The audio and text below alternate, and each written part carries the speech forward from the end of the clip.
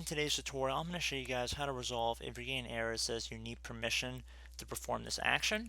Perhaps it says from the administrators as well on your computer.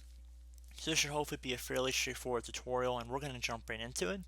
So we're going to locate whichever folder we're experiencing the issue with. In my case, it happens to be on my desktop right here.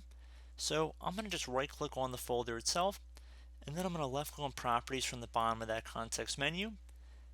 Now I'm going to left click on the security tab at the top, and now where it says to change permissions, click edit. You want to left click on the edit button right here.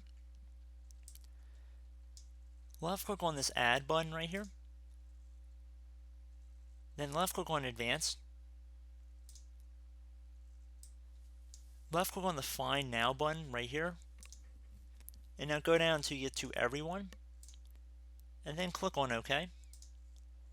Once it says everyone inside this field, left click on OK. Now where it says full control, you want to check mark inside the box right underneath allow. This will select all the items underneath here except for special permissions, which is grayed out by default. You do not need to worry about this one. And then left click on apply and OK to save the change. Click on OK one more time, and that should be able to resolve your permission error.